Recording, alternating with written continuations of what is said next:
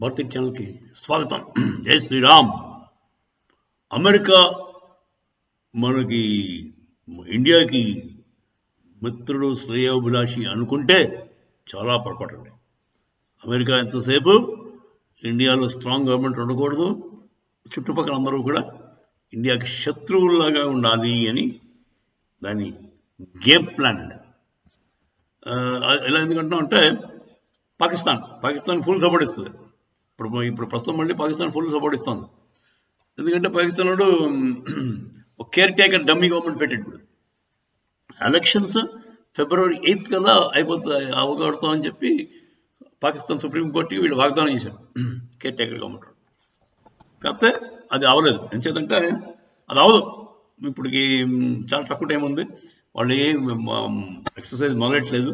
ఎలక్షన్కి 2-3 నెలలు కనీసం ఎఫర్ట్ పడుతుందండి ముందు. సో అది జరిగే పని కాదు. అందుకోసం వాళ్ళ సెనేట్ అంటే వాళ్ళ అప్పర్ హౌస్ ఉంది కదా, మన రాజ్యసభ లాంటి దాంట్లో 14 మంది మెంబర్స్ తోటి, అంటే యాక్చువల్గా 97 మంది ఉన్నారు దాంట్లో. ఆ 97 మందిలో మిగతా ఒక చాలా మట్టుకు అందరూ కూడా పై దేశాల్లో హ్యాపీగా ఎంజాయ్ చేస్తున్నారు. లేదంటే కొంతమంది ఒంట్లో బాగాలేదు, అదే వాళ్ళ ఊళ్ళో పోయారు. సో మిగిలింది 14 మంది. ఆ 14 మంది కూర్చుని 2 తీర్మానాలు పాస్ చేశారు. ఏమిటంటే ఎలక్షన్స్ పెట్టడానికి అవకాశం లేదు, ఎందుకంటే ఫిబ్రవరిలో చలి ఎక్కువగా ఉంటుంది, పాపం ఓటర్లకు చలి వేసేస్తుంది, అసలే తిండి లేదు వాళ్ళకి అని చెప్పారు. సో చలి మరి అంతకుముందు ఎలక్షన్స్ ఫిబ్రవరిలో చాలాసార్లు కండక్ట్ చేశాడు. ఇంచుమించు 2 ఎలక్షన్స్ ఫిబ్రవరిలో మంత్లో అయ్యాయి. సరే, అప్పుడు చలి లేదు కానీ ఇప్పుడు వచ్చింది, బాగా. ఇంకోటి ఏంటంటే కోవిడ్ వల్ల అది వ్యాపించేస్తుంది, అందువల్ల ఎలక్షన్స్ ఆపేశారు. మరి కోవిడ్ యాక్చువల్గా ఉన్నప్పుడు వీళ్ళు ఎక్కడా రెస్ట్రిక్షన్స్ పాటించలేదు. Pakistan is the only country కోవిడ్ని ఖాతరీ చేయలేదు. ఎందుకంటే వాళ్ళు మాకు ముస్లిమ్స్కి కోవిడ్ ఏం చేయలేదన్నారు. అలాగే వాళ్ళకి ఏమైందో మనకు తెలీదు. కాకపోతే మెయిన్ కోవిడ్లో లాక్డౌన్ వాళ్ళు పాటించలేదు. ఇప్పుడు కోవిడ్ని అడ్డు చూపించి ఇప్పుడు కోవిడ్ లేనప్పుడు వాళ్ళు ఎలక్షన్స్ పోస్ట్పోన్ చేస్తున్నారు. ఇది 2 కారణాలు చెప్పాడు, కోవిడ్ ప్లస్ చలి. సరే, 2 ఫెవరస్గా ఉన్నాయి. దాన్ని యుఎస్ కూడా ఆమోదించింది. యుఎస్ కూడా happy. US is very happy with all the decisions taken by Pakistan. ఎందుకంటే వాడే చేస్తాడు దగ్గర. ఏమిటండి యుఎస్కున్న ఇంట్రెస్ట్ అంటే ఏంటిది స్టాప్ గ్యాప్ కేర్ టేకర్ గవర్నమెంట్ని అడ్డు పెట్టుకుని వాళ్ళు ఫండ్స్ ఇచ్చినట్టు ఇస్తారు. ఆ ఫండ్స్ చేత వాళ్ళ చేత మళ్ళీ యుఎస్ తాలూకు ఆర్మ్స్ అన్ని కొనిపించేస్తారు. వాళ్ళ డబ్బులు లేస్తారు, మళ్ళీ వెనక్కి తెచ్చుకుంటారు. అదే $10 మిలియన్ ఇస్తారు.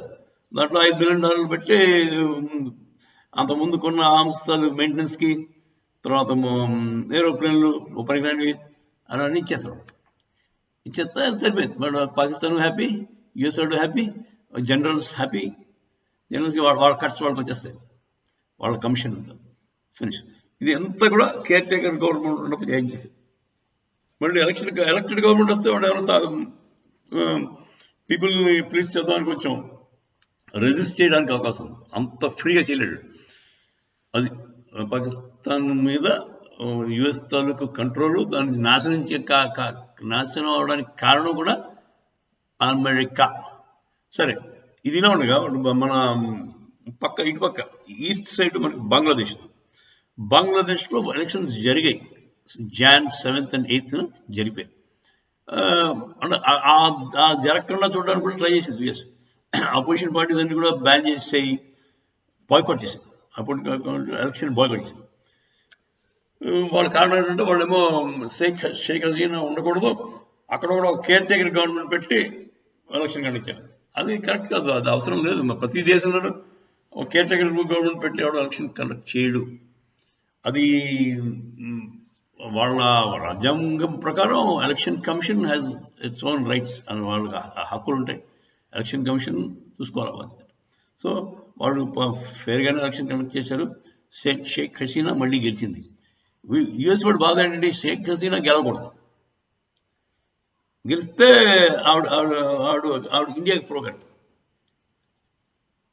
అది చూడండి double standards. Opposition party in Bangladesh cutter Muslims అండి. వాళ్ళు వాళ్ళు మీకు తెలుసు కదా, తాలిబాన్ భావజాలం మీద వాడు గెలవాలి అక్కడ. ఇక్కడ పాకిస్తాన్లో ఇప్పుడు డెమోక్రటిక్ అనుకోవచ్చు, తెహ్రీకి ఇన్సాఫ్ పాకిస్తాన్ ఏదో ఉంది, ఇమ్రాన్ ఖాన్ పార్టీ.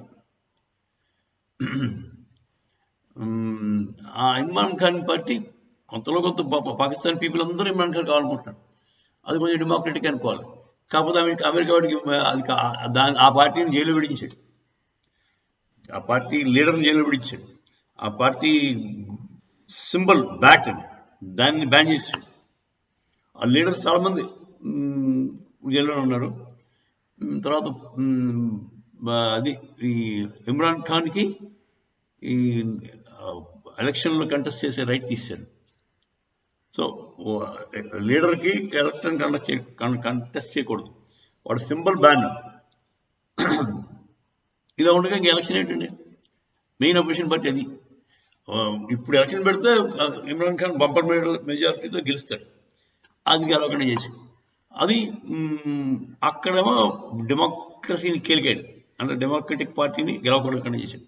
ఇక్కడేమో ఇస్లామిక్ భావజాలం ఉన్న వాళ్ళ పార్టీని గెలిపిద్దామని ట్రై చేస్తాడు బంగ్లాదేశ్. ఇదండి అమెరికన్ డెమోక్రసీ యొక్క సారాంశం.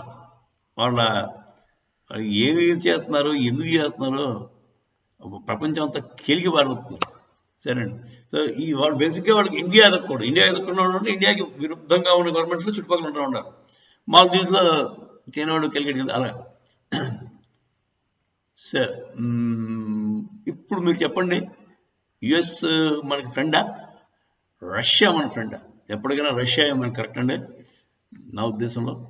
యుఎస్ ఎప్పుడు నాట్ టు బి ట్రస్టెడ్, దూరంగా పెట్టవలసిన అవసరం ఎంతైనా ఉంది.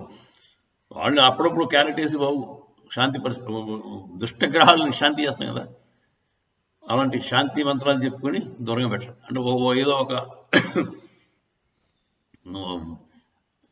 ఆర్మ్స్ అండ్ ఎక్విప్మెంట్ వాడి దగ్గర అప్పుడప్పుడు చిన్న చిన్న కొంటే వాడు హ్యాపీ.